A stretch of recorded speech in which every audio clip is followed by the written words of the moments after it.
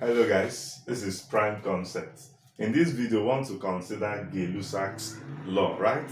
Yes, we want to look at the law, what it states. We want to look at the graphical illustration and then take some examples under gay-lussac's law. Now, one of the things you would know is that gay-lussac's law is very similar to Charles' law, right? So same idea. Now, what does this law state? First, gay-lussac's law relates pressure and temperature. So quickly I will state gay-lussac's law. It states that the pressure of a fixed mass of gas, at constant volume is proportional to the absolute temperature. I would repeat that. The pressure of a fixed mass of gas at constant volume is proportional to its absolute temperature. So when we say absolute temperature, we are talking about temperature that is measured in Kelvin. So this is gay-lussac's law. So if I'm to put mathematically, we can quickly see that pressure is proportional to the what? Temperature, the absolute temperature. That is to say temperature measured in Kelvin. So it has to be measured in Kelvin.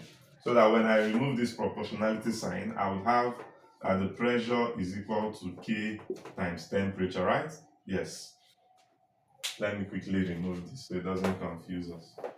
So the pressure is K times temperature, so that I can quickly see that K is pressure over temperature, which would imply that P1 over T1 is equal to what?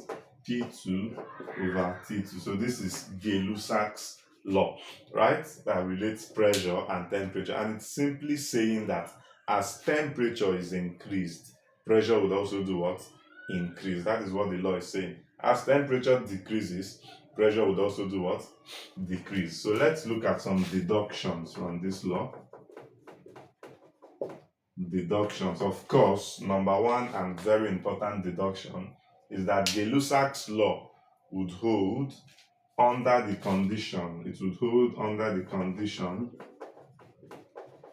of high temperature and low pressure. So it should hold under this condition. So your temperature should always be high, the pressure should be what? Low. Then this would hold. If you deviate from this and say you are subjecting that gas under low temperature and high pressure, this gas law would no longer be obeyed, right? There will be a deviation from this. Number two thing we want to note is that gay-lussac kept the volume to be what? Constant. So volume is constant. Volume is what? Constant. And if the volume is constant, a thermodynamic process that follows a constant volume is what we know as isochoric process. So isochoric process is the thermodynamic process that occurs at constant volume. So it means that gay-lussac's law follows the isochoric what? Process, constant volume. Then thirdly is that mass, invariably number of moles, is what? Kept constant. Is kept constant, which simply means that the whole reaction, the whole consideration is happening in a closed system. It's happening in a closed what? System. So these are some of the points you should note about gay-lussac's law, right? Yes. Now the next thing we want to look at is the graphical illustration for gay-lussac's law. Like we pointed out, it's similar to the Charles law. So we would expect that when we plot a graph, when we plot a graph,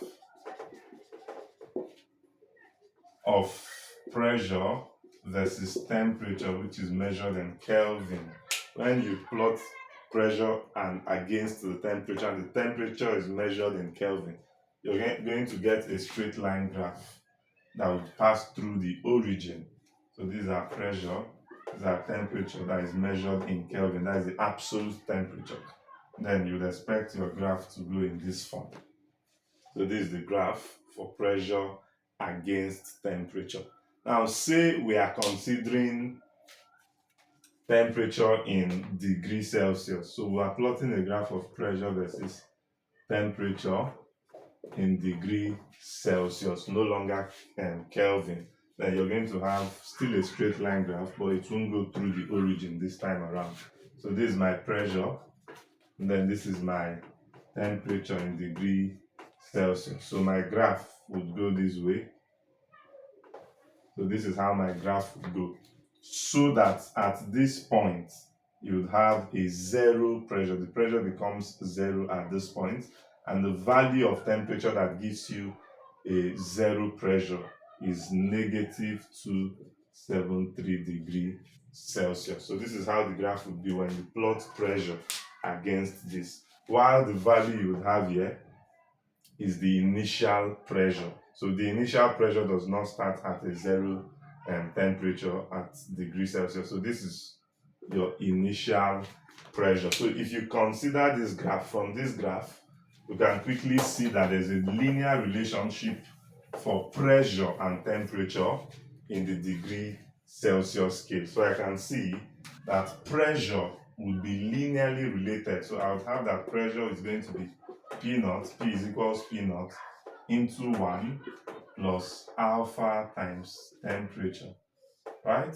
And so this is what I have, where the temperature is in degree Celsius, and then alpha is the coefficient of temperature, which has a value of 1/273. So you can see the linear relationship between pressure and temperature, right? Yes, P naught is the initial pressure, which is the intercept of this graph on the y of vertical axis. I believe that this is clear to you. So I'll take one problem on this, then we close this. So we have our problem. So let's quickly analyze this.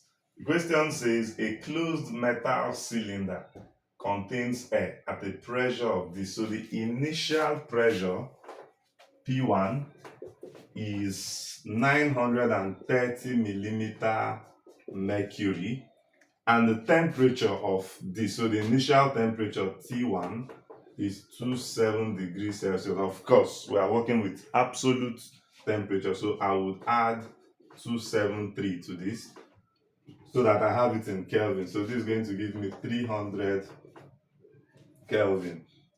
They said, to what temperature would the air in the cylinder have to be raised in order to exert a pressure of this? So what would be the second temperature so that the pressure would increase to 150 millimeter mercury? So this is a very straightforward problem. Using our gay-Lussac's relation, we have that P1 over T1 equals what? P2 over what? T2. So using that relation, we can quickly find our pressure. We're looking for the temperature. So we can quickly find the second temperature. So we have P1 as 930 over T1 as 300. So that this would be P2. P2 is 150 over T2. So this is what we're looking for. So I would cross multiply in this case. So this would multiply this. So I'll have 930 T2 equals, this would multiply this 300 times 150. So that I would have, if I divide both sides by this, I'll have that T2 is going to be 300 times 150 divided by 930. So if I quickly do this calculation, 300 times 150 divided by 930. So this would give me 300 times 150 divided by 930. So this will give me, I hope my calculator, this will give me 48.39 Kelvin. So this is what I'm getting. Let me still verify this multiplication. 300 times 150 divided by 930. So this is what I have. So this is my answer. So I believe this concept is clear to you. So if you have been watching my videos and you are yet to subscribe, please do well to hit the subscribe button. This is your own great way of showing me support so I can still do more videos. Like this video, comment, and share with 10 of your friends. Tell them this is Prime Concept. Thanks for watching. Thank you.